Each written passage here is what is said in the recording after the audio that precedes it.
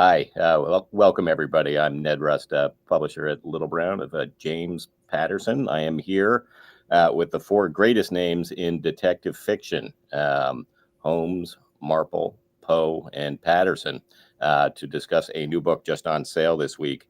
It's already a bestseller. What's that book called? That book is called Holmes, Marple, and Poe. Patterson's. Oh, yeah. Okay, I got it. That's The other names up there. Here's one thought, for autograph people. Now, our first choice would be that you buy an autograph copy for yourself, and then one for grandma, and one for your best friend, and one for your cousin, because people do like autograph books. It's kind of a special gift. But here's another tip if you're sort of like, kind of a little bit more psychopathic personality. You get the book, you read it yourself, and then you give it to someone else for their birthday or something. That's not my first choice or our first choice, but it's a whole nother thought. But people do like autograph books, so don't just think of yourself. It makes the gift just a little bit more special. Yep, and that autograph can offset any gentle wear that if you did actually read it before you passed it along. Right, that's right. Yeah, it must have been the autograph session. I've autographed all of them, so I'm not going to autograph here the live. It's going to be the live talking, post autographing. So I have actually autographed. More focus for us. I just got done with that, so it's cool. Good. So this book, it's kind of a bold concept. A lot of people are talking about it. It's like we said, very well known names in the detective industry. What made you think of it, or do you remember where you were? I don't know where it came from. It might have been a dream. I tell you what, though, I went out to Hollywood. We have a lot of interesting stuff going on now. We just shot the new Alice Cross series for Prime Video. And that'll be in the spring sometime. I'm not sure when. And they've tested it and everything, and it went through the roof. So, I've seen all the episodes, and it's really cool. But I went out to Hollywood with Holmes, Marple, and Poe, and I said, you should just buy this on the title. And they did. So you should just buy it on the title. But the reality of it is, if you think about it, I mean, Alice Cross will go out. He's a really good detective, and that's kind of exciting. And he brings his own, intelligence and mystery solving. But if you think about a team, you got Holmes, who is, that deductive reason, that logical stuff. If you remember way back, Count of the Baskervilles, and it was supposed to be this kind of mystical thing, and with this hound that was the paw prints near the murder things. And he was going like, no, there has to be some logical. So that's the Holmes component of this thing. Marple was always a great observer. She would just sit back and she would just observe, and she'd go into the murder room and she'd figure out half a dozen things just by looking around the room, and, and then Poe is just a total lunatic. I believe he went to West Point. His parents were actors.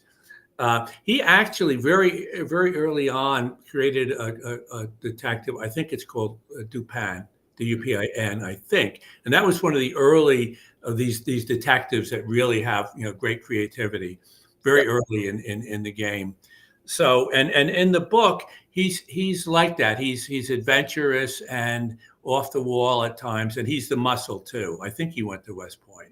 So whether he did or he didn't, he drives fast cars too. So, but it's a nice group.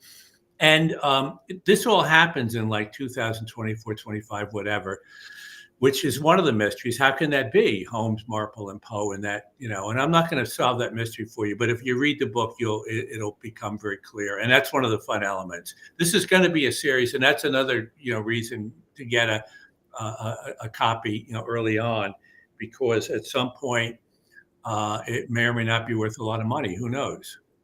If you hold on to it long enough, it might not. I don't know. With a signature on it, even more so. But it helps. Yeah. But no, but it's such a cool concept. These people with their such unique characters, each with their own discipline, and then in the modern setting, and seeing how it applies so well to the toughest crimes that are in New York right now. Most of it happens, at least the first book, a lot of it happens in New York. Holmes has a drug problem, which is interesting, as Holmes did in the book. They all live together. in a really interesting brownstone, different floors. They don't live, although, who knows, there may be some, they both like Marple a lot. I mean, to be honest about this, but we'll see where that goes. I don't know if Marple likes them, but, TBD. So he tolerates them. Romance is in the air. There's also a New York detective, a woman, who also plays into this in terms of also the possible romance. And I don't know, she might get pregnant. I don't know how it would happen, but all things are possible. I think.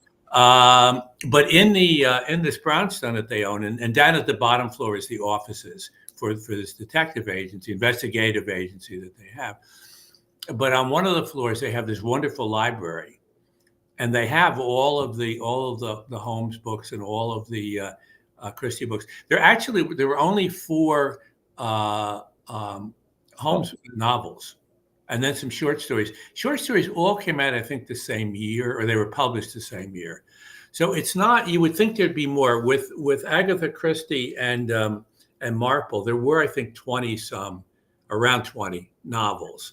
And then some short stories too. And of course, as you all know, because we have to read them in school, the Edgar Allan Poe stories, A Pit and a Pendulum, and Purloined Letter, and Telltale Heart, which is one of my favorites. That was one of the early ones where you have this narrator who's cannot be trusted. And people think that's a big deal about those kinds of narrators now, but Poe was doing it way back. Yep. He was ahead of the curve. The thing about with Poe is, and he was a poet too, but I think maybe because of his parents being actors in that background, a lot of people always feel that his story should be read aloud. Mm-hmm. That's one of the things. And even with this book, a little bit of that, a little bit of reading it aloud at times, whatever. And then people are looking at you go like, will you shut up? It's the library. Do you have to read it in the library? It's so rude. Another library. Another benefit to having a signed edition from Premier Collectibles is you can. But you can come read it at the library anyway. You could go read it at the library. Show off. You could show people. That's another thing, showing off the signed thing. And you can. Your friends, do you have a sign? Oh, you don't? Oh, so too bad. No, it is fun though. I have here in my office, which you can just see a little piece of it. But I have several signed editions, which I kind of treasure. Yeah. And I also have like signed like basketballs and footballs and crazy things like that. No, but it's kind of cool. Larry Bird basketball sign. That's cool. I have one from Bill Lambier, who is kind of as a basketball player, kind of unpleasant. Yeah. And he signed it to Jim from one nice guy to another. Kind of funny, But I do. There's something a little more special about the signed things. No, it's cool. It's cool to know that the hand that wrote this book actually touched the when you're holding. It's very cool. And I did sign them. I don't have like a stamp like some people. I won't mention any names, but there are people that stamp them, and you can tell because some of them have little lines above them. Or I did little things. I did actually. There's about 4 or 5, 3. I don't know. These are probably worth big money. There are a couple of them that are just signed. I shouldn't say this because the company will go crazy, but there are a few of them that are just signed JP. Wow. So I don't know, not many, but a couple. Yeah. Yeah. I've seen you use different pens too. Now with these three, you run out of ink. You just like you do go whatever these pens. I don't know what the big pens. I guess it's ink, right? Yeah, it must be. Yeah, it's still ink. Yeah. These 3 characters, though, was it challenging? I mean, again, I love your books. I so can't wait to read this book. I love that. That's so nice. Thank you so much. Thank you, Brianne. Brianna Ellis. one of my doctors, Dr. Ellis. You're not Dr. Ellis's wife, child? I don't know. I'm sorry. Go ahead. Let us know in the chat if so. Alex Cross is his own guy. I guess with the Women's Murder Club, you have 4 big personalities out there. Were these 3? Yeah. Was it challenging just keeping them all in the center? Yeah, no, because Ned, what you try to do, people will go, oh, Jim's books, they're all they're not even close to being the same, other than mostly are the short chapters. But they're so different. You're always looking for a voice. The voice of the Alice Cross books couldn't be more different than Holmes, Marple, and Poe, or Women's Murder Club. For sure. Very, very different voices. Maximum Ride, totally different kind of voice. Some of the I just finished coming. It's going to come out in June. Michael Crichton's, who wrote Jurassic Park and Andromeda Strain, etc. His estate, in particular, his widow came and they said, "We'd love you to finish a novel that he had started," and it's about the most devastating volcano ever to hit the island of Hawaii, which is in itself interesting. But there's something even worse that will happen to Hawaii if that volcano does destroy the island or come close to destroying it. And when they sent it, they said, "Would you be interested?" If I said, "Well, let me read what he wrote," and I read it, and it was typical Michael Crichton, and I love Crichton's books anyway. In fact, I'm just rereading Disclosure, which was one of his later books, which I hadn't read in a while. But I read it and I said, yes, I love what he's done. I love the hook, and I want to know how the hell the thing comes out. Yeah. And since he never wrote that, so I have to write it. But I wanted to know how the story was going to end. And the same way, with Holmes, Marple, and Poe, I think you'll want to know. There are a few stories in this one in terms of different cases that they're investigating. But I think in each case, you're going to want to know, well, how does it turn out? What happens there? Yeah. And who's going to? And there's one cool one about artwork, and which is a particularly fun one. That's a good line. Yeah. I don't know, but the chemistry between them is just so amazing. Or the lack of chemistry at times. At times, yeah. They do. Holmes he's tough. He's a tough guy to hang out with. Yeah. But they each have their quirks. I also love just their. Your books make my life a little better. That's so nice. I love that.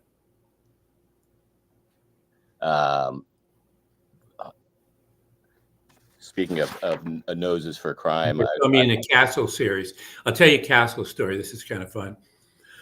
So I was, when it was on the air, you remember the Castle show on television. It was this made no sense at all, but it was kind of fun. It was a writer who winds up going with a detective on police cases, which would never happen in a million years, but it's a cool idea.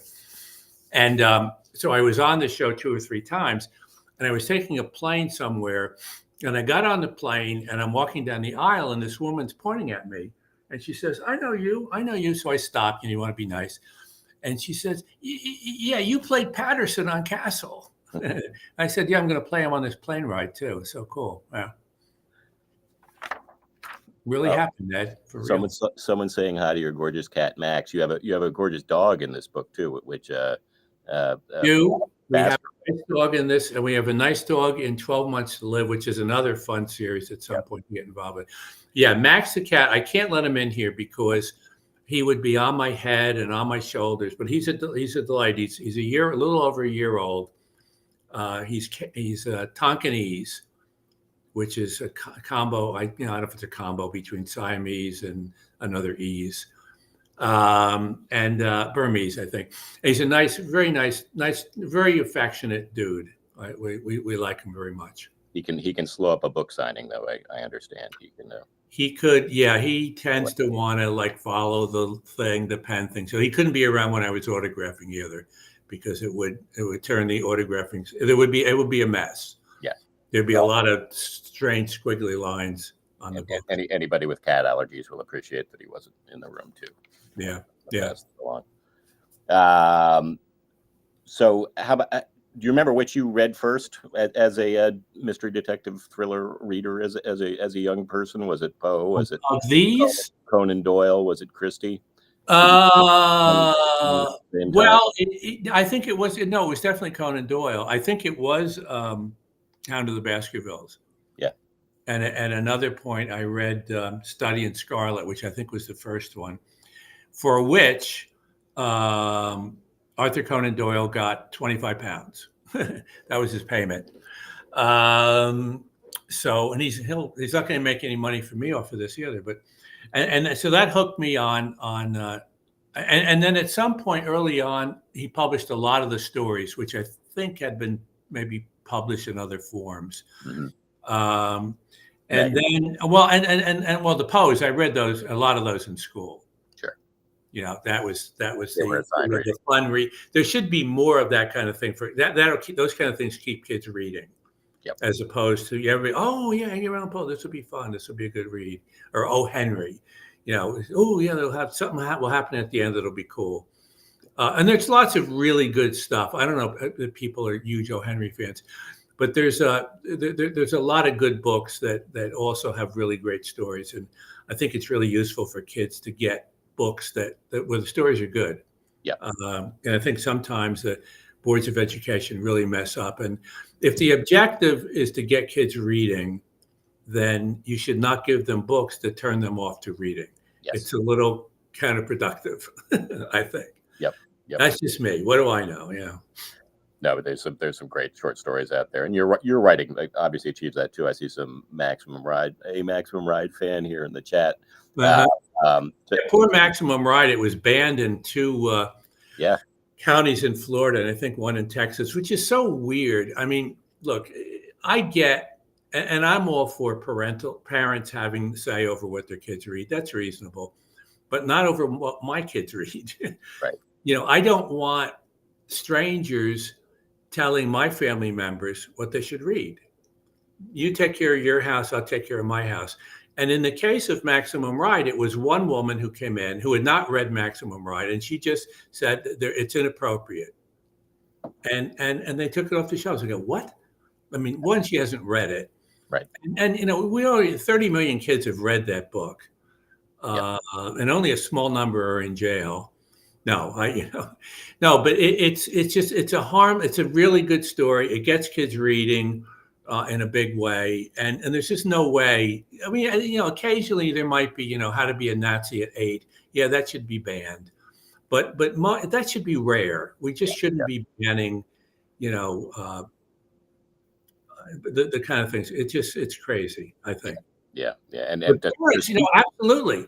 A kid brings home, your kid is 7 years old, they bring home the Hunger Games, and you're allowed to say, I don't think you're ready for that yet.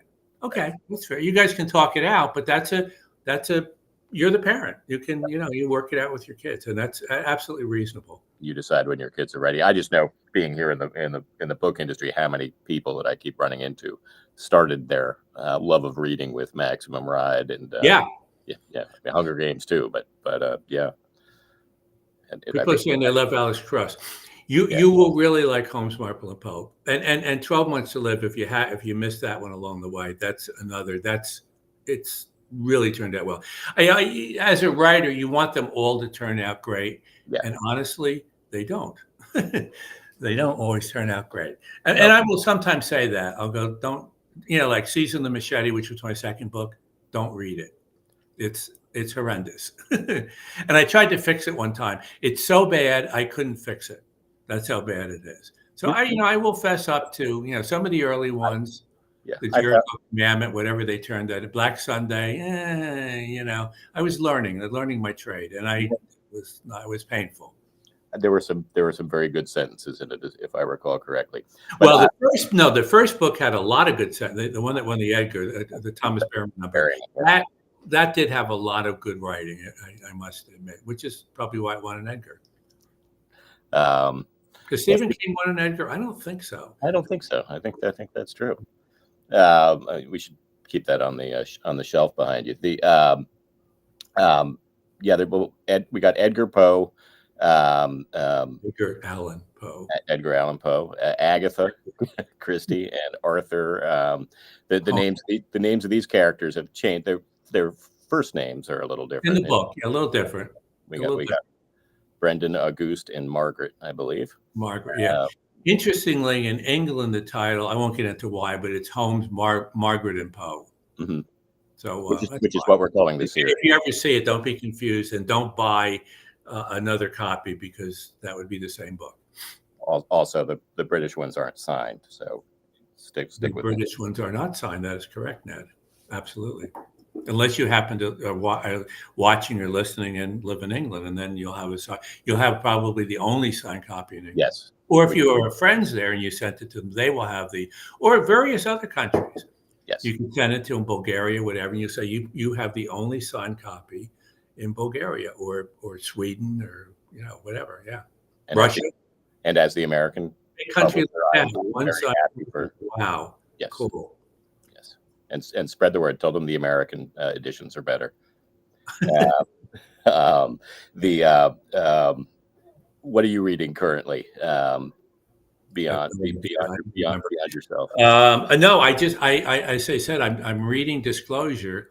Oh, yes, right. It's one of the Michael Crichton, early Michael Crichton, and I read it before, but I'm reading it again, and it is delightful. And in dealing with Michael Crichton and dealing with his widow, and she was actually pregnant, and the son is now 14, but he never met the son because he died before the son was born.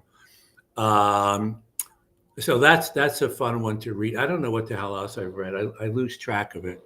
It's well, you're working on a few more. I know I've taken a sneak. Here's a nutty thing, Ned. This is really crazy. So when I was out on the trail, the Selin for 12 Months to Live, I was on the Jersey Shore, and it was a horrendous day. Much like the day here, where I swear to God, our plane almost crashed coming into Florida today. Such a weird thing, but I'll get back to that. Anyway, so we're on the Jersey Shore, but we're on land, so we're not going to crash. And the wind and the rain. And so Lupica and my wife, Sue, and I, we go, let's go for a walk. We'll walk out to the ocean. And I went about 100 yards, and I said, screw this. This is awful. I'm not walking in this stuff. I'm already soaking wet. I don't want to do it. So I walked back to this little inn that we were staying in, little cottage inn. Nice place, though. And there's this little old guy, and he's riding a bicycle. Ancient, a bike was probably older than him, through this wind and rain. And I looked at him, and a word ran through my mind, one word, which I won't reveal here. And based on that, I went back to the hotel and wrote 5 pages on this new book that I wanted to do. And it's now a 110-page outline, all based on seeing this one guy riding this bike into the wind. So whatever so that's how it happens. It's bizarre. Is it often visual like that, where you just get an image and it can be anything? It can be somebody I had a little TV to do in New York today, and I was going into the studio, and there was Jesus. He had a thing that said, "I am Jesus." So that was so cool to see him. And we saw a rat going into the studio. That was very cool. Wow. New York has a lot of pleasures now that I wasn't used to, because I'm not there. I lived there for a while, but Jesus on the street and rats on the street. It's very cool. And then people like closing down actually, we tried to go to a restaurant on Saturday, and they were protesting, so they wouldn't let us in the restaurant. So, it's neat. It's really cool. There is a lot happening here. Yeah. Yeah. I love Manhattan. Tristan. Love New York. Yeah. Tristan Thomas, before his comment disappeared, asked, will we discover the link between the new characters and the old ones?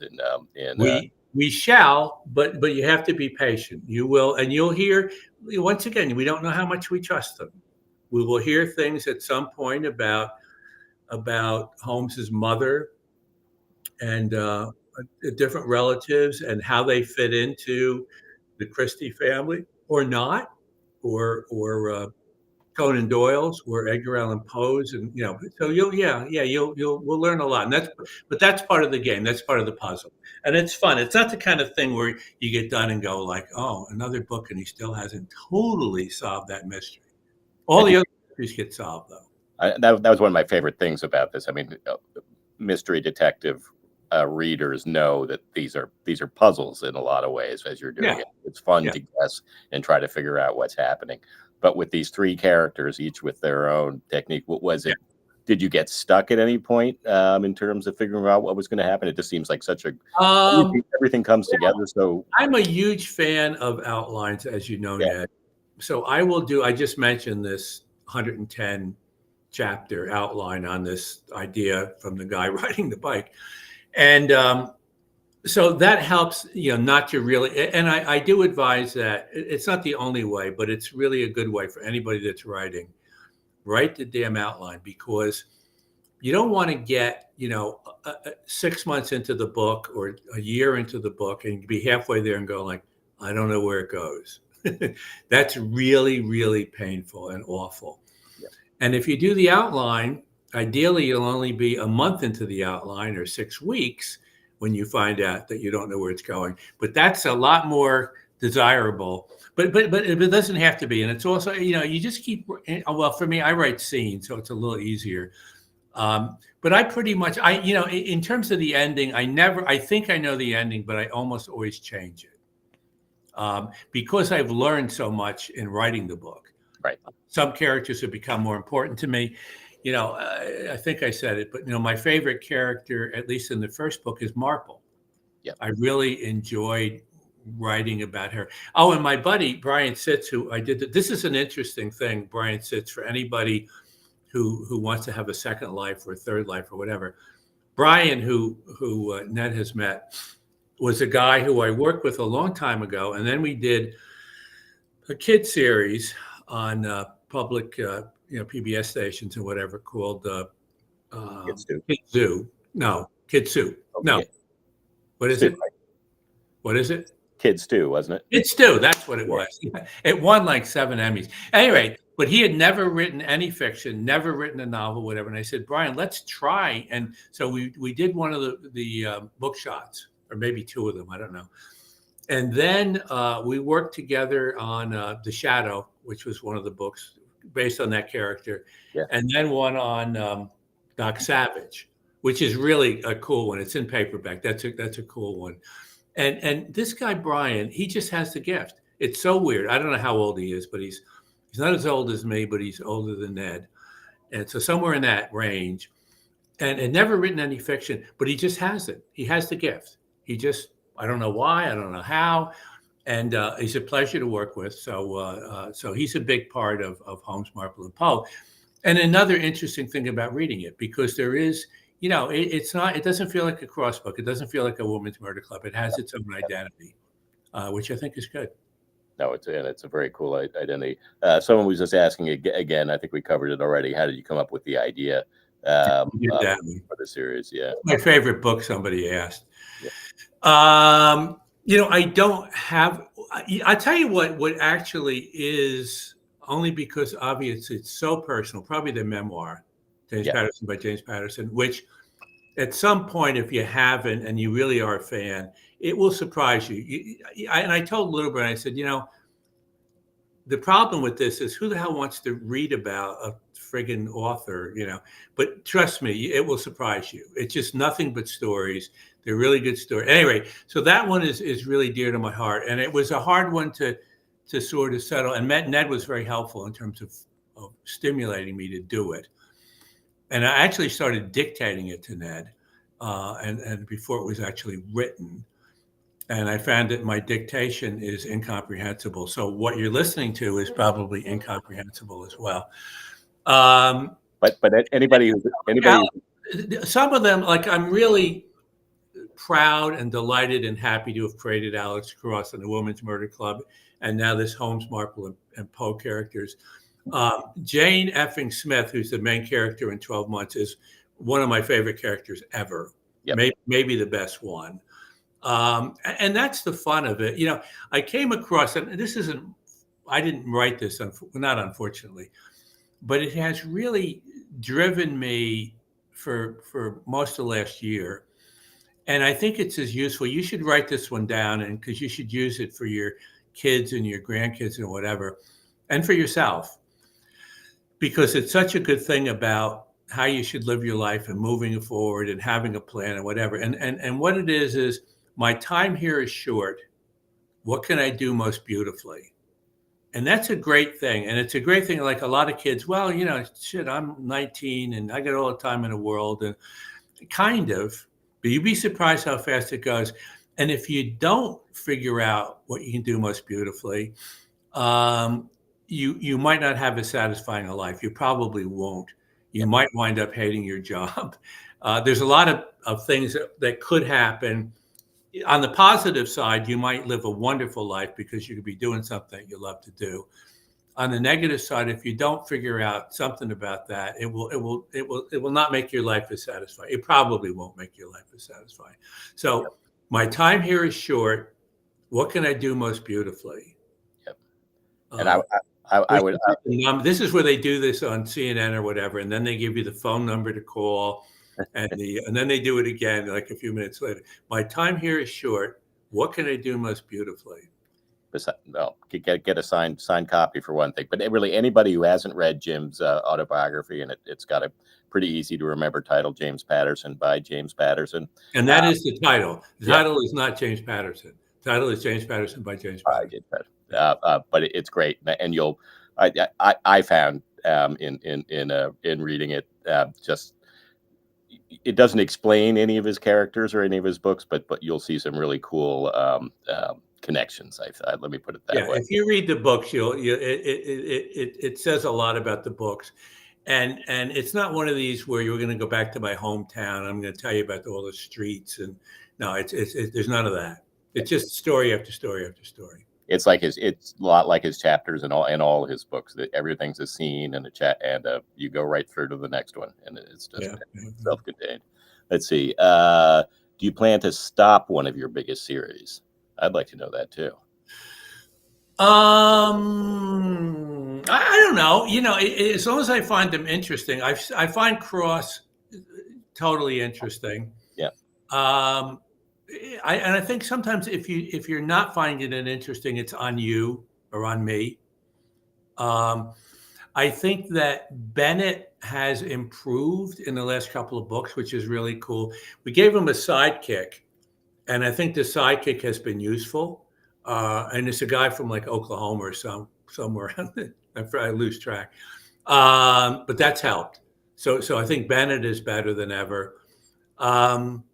We have stopped some. NYPD Red, we stopped. I didn't know what to do with that. And it wasn't working for me as well as I wanted it to. That's just for me. Yeah. They're good, though, if you ever get back to them. Somebody's asking, where are you signing at? You can get signed copies of this book right here, right through this website. And I'm sure we'll be doing more. We're signing in my house. In the future. And that signed copy can be in your house. And also, if you ever check jamespatterson.com, if you want to do an in-person signing, they'll always be listed there. Yeah. Will Allie Cross be back? That's a good question. The whole kids thing, and it's sort of tragic because a lot of the big stores, the big chains won't carry them or won't carry enough of them. So it's a problem. Yeah. In terms of my investing in those. I don't know. So we'll see. TBD on that one. Yeah, we've been seeing a lot in the industry where bookstores just aren't carrying kids' books the way they used to. They used to in front of store. Yeah, so it's like, I hope so. I hope so. Yeah. We're hoping we're going to change that. Let's see what else I got here. Here's somebody from Hoosick Falls, New York. Will Alice Cross be back? Yes. The next one is the next one actually. The one that's coming in the fall, which I think is going to be called House of Cross. Yep, that's a fun one. The one after that is also, it's particularly cool because it goes back and it deals with everything that happened in Along Came a Spider. What happened before Along Came a Spider, and I think it's going to be called Return of the Spider, and it's that's a really cool one. No, it's a great one, and I think a lot more people. You guys are ahead of the curve, but when this TV show comes on with Alice Cross, I think you're gonna have to show a lot of people the way to the books. Yeah, the guy who plays Alex in the series, Aldous Hodge, he's great. He's a really good actor, and he's a hunk. He's very, very good, and the stories are good. They did a really nice job. Yeah, I've heard the pacing's great. I can't wait to see it. Hopefully this spring it'll be out. Yeah. I have Carrie from Hoosick Falls, which is across the river and up a ways from your hometown of Newburgh. You mentioned Wappingers? Hoosick Falls. Oh, okay. Yeah, just up in the Berkshires there. Okay. She asks, did you enjoy playing yourself in the show Castle? You mentioned your airplane story, but I enjoyed. Here's the tragedy of it. It's a poker game, and so Castle's there, and then Mike Connolly was in some, and And so it's supposed to be a writer's poker game.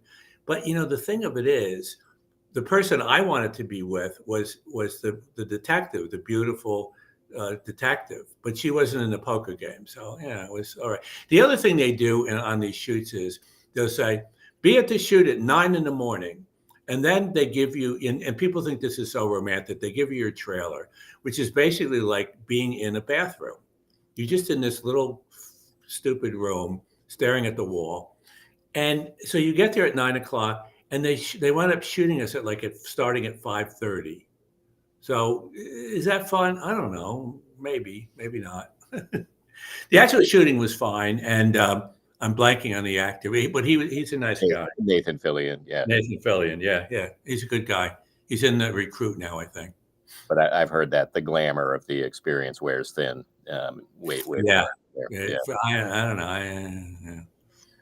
know. Let's see. Martha from Cottage Grove, Minnesota is asking, would you come to the Midwest for a book tour or signing? I know you were there not too long ago. Well, I accidentally got there when I was flying from Florida to New York, where I had to be on television. And it's been so windy and goofy that this plane, and they said this was going to happen. They said, don't worry, because we're going to have to go all the way out. And we actually went out to Cleveland and then circled back. It was the weirdest route in all time. So I've been in the Midwest recently, briefly. And I guess I have to go Wolverines, the Michigan folks, and the Huskies were good. They I don't think they played their best. I think they played their best the game before, but yeah. And you're okay. You're okay. You're 5:30. What can I say? Somebody's young 5:30. It all depends, I love it because I'll get up. I made the joke about I get up. I have a maker's mark, but the reality is I get up. I have some coffee. I read the newspaper. I write for a little while. Go hang out with my bride. Sue is, we've been together for a long time now. And my fun line about Sue is if Sue ever leaves me, I'm going with her. So, but and we were a little afraid on this plane. Oh, I didn't mention a thing coming in today. We flew private because we're spoiled brats. And, but the plane coming in, they warned that it was going to be problems in Florida. And all of a sudden, like you're 60 feet above the tarmac, and the plane is on that side, and then it's on this side, and then the pilot wisely decided, we're going up. we're not going to land on either side. We're going up, and they went to another airport that was nowhere near the ocean, and it was fine. And then we had a ride down from there, but we're okay. Are you and Stephen King friends? I would like to be Stephen King's friend. I will say that. I admire a lot of his writing. He said some things that haven't been the nicest, but I guarantee I could send him 6 books and he would change his opinion, like the autobiography, like Potty Mouth and Stupid, like 12 Months to Live. There are a bunch of books, and if he would go, oh, okay, I was wrong. I'm a jerk. And but no, I'd like to be his friend. Why not? What the hell? I want to be everybody's friend. I'm Bill Clinton's friend. I'm Dolly Parton's friend. I'm Mrs. Crichton's friend. Whatever. Yeah. Why not? I'm Ned's friend. It's better. Life is better that way, right? Yeah. Let's see. I got a hi from Ohio. Oh, California. Have you? I can't remember California. I haven't been in a while. Yeah. I haven't been in a while. We right now the movie business is really good for us. I mentioned with Holmes, Marple and Poe, I just went out there and I said you should buy it on the title, and they bought it. So that's being developed, which is great.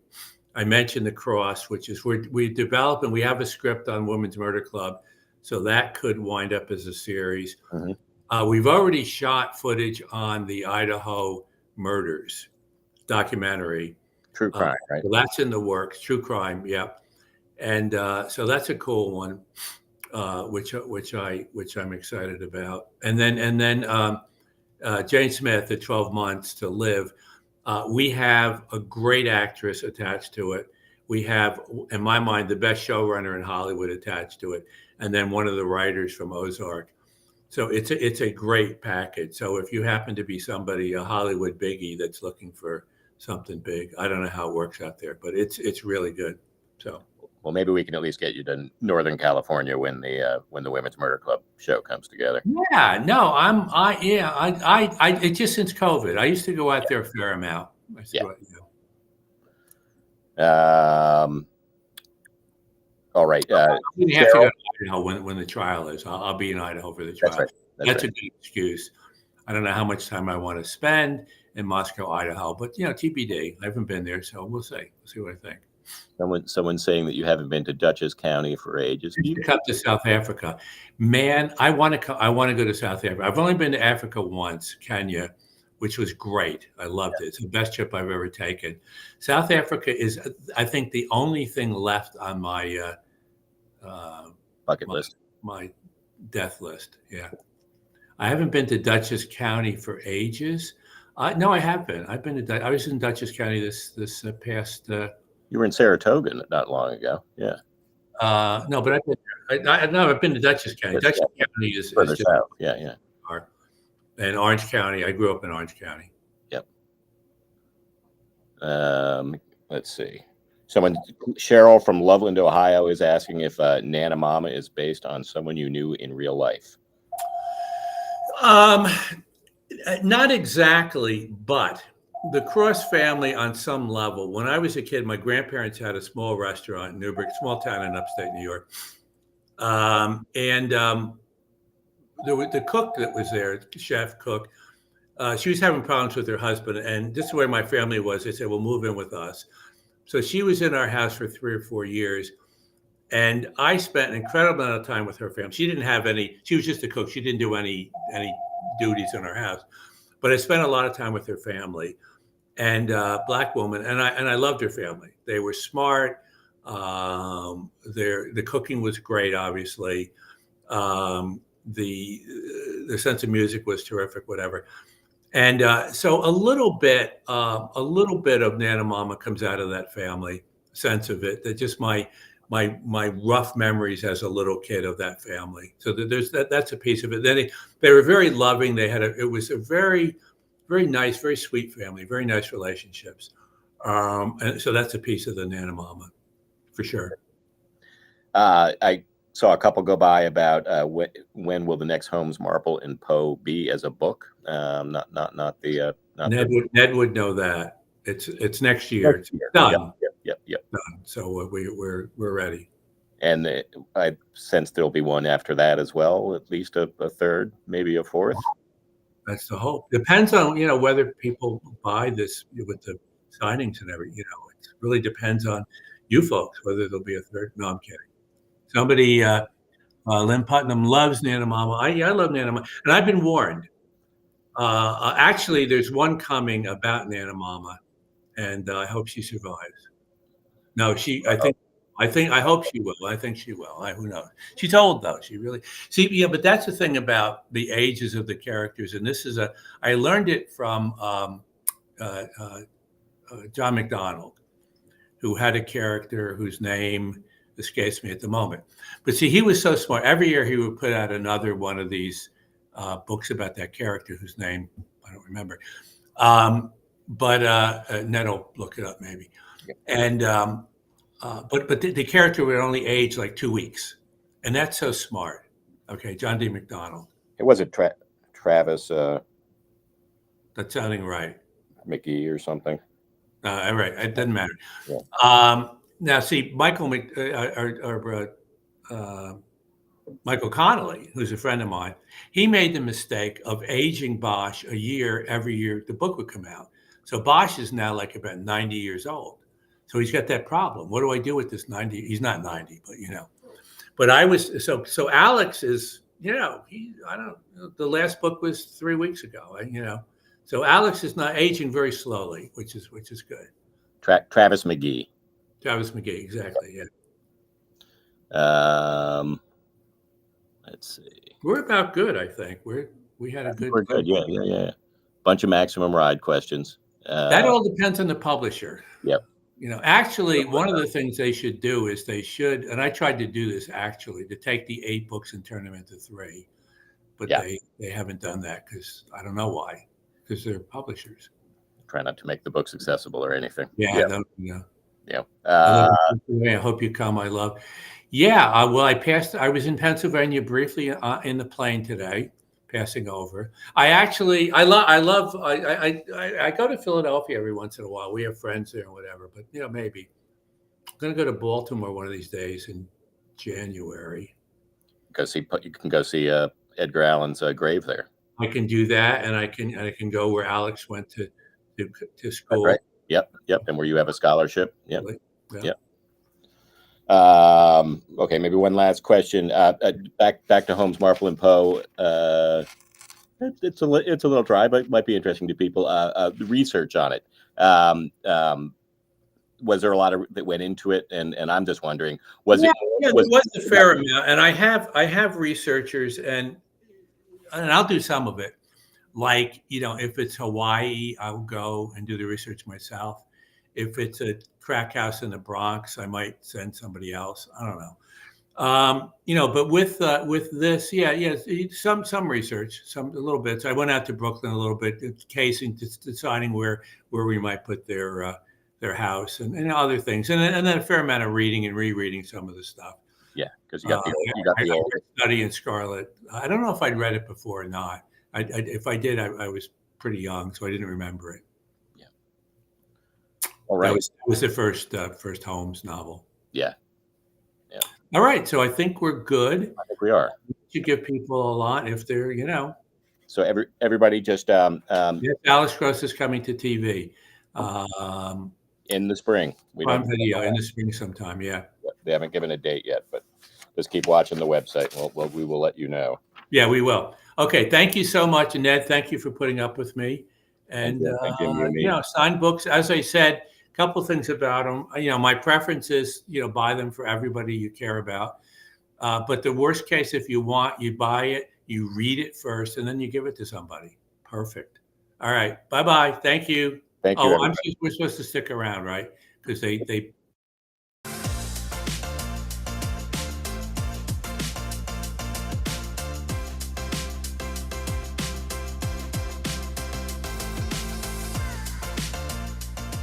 Hey, this is John Acuff, New York Times best-selling author of 7 books and someone who's done a live signing. If you like the one you just watched, make sure you check out our YouTube channel. It's full of amazing authors having great conversations and signing books for viewers just like you. So make sure you subscribe, and thanks for watching today.